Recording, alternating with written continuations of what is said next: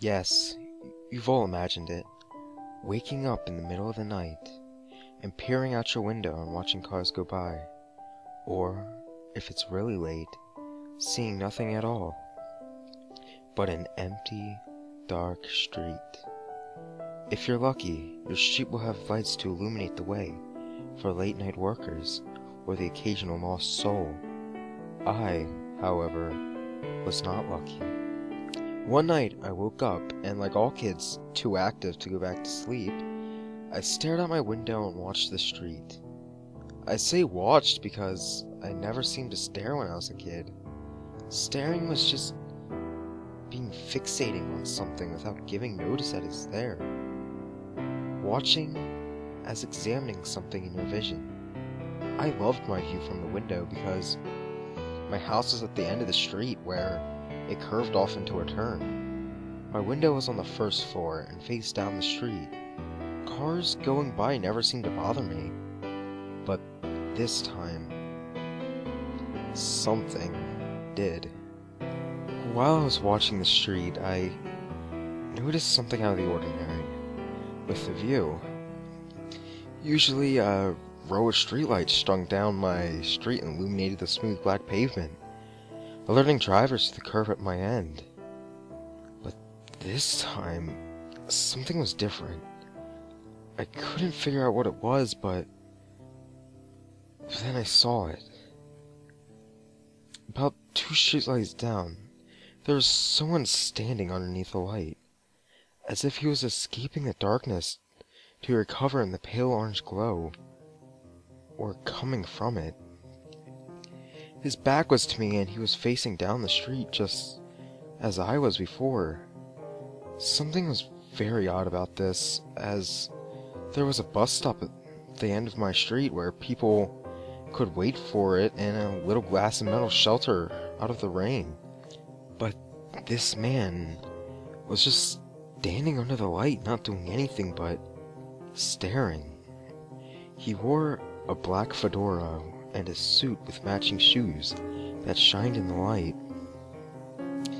What was even more strange was that he wasn't carrying anything with him, so I couldn't figure out if he was waiting for someone or just being weird.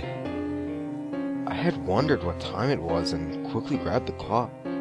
It read 2 or 3 a.m. It scared me a little more as seeing a random person in the street, either waiting for someone or not doing anything at all. I watched him intently, waiting for him to make a move or do something. Anything. But he didn't. I must have watched him for half an hour or so, and was about to turn away to go to bed when I suddenly saw movement. A car was coming down the street. This struck me as even more strange, but as I said before, people were sometimes lost or working late at night. But then something else happened. That it is why you are reading this now.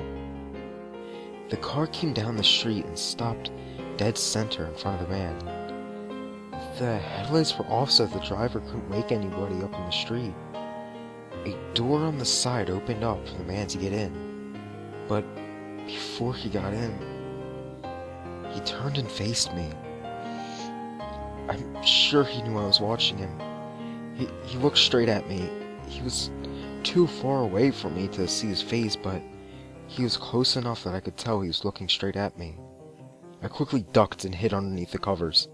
Like the common child, I knew the indestructible layer of cotton would protect me from any evil that tried to get me. I heard a car door slam, and the engine slowly hummed as it started down and grew slightly louder and louder as the vehicle crept closer. I was so nervous and my heart was racing. Then I heard a sound that stopped my heart completely.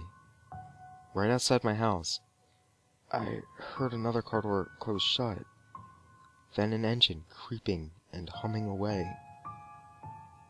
They obviously dropped the man outside my house because I saw their weird engagement. I willed myself every second to get out from underneath my blanket and go check to see if he was outside. I finally got the courage to do so. When I looked outside, I was struck with a huge force of relief when I saw nobody was out there.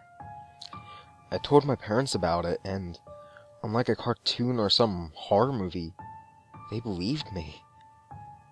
"Probably just a business exchange," my father said as he munched on some toast. I was relieved yet again to have my parents on my side, but every night before I go to bed, I check outside my window to see if that man is still there. He is. Every night, he somehow gets underneath the streetlight and waits for the car to pick him up. And every time, he turns and looks at me. I have moved from the area since, but today, I still wonder who that man was and what he was doing under that streetlight.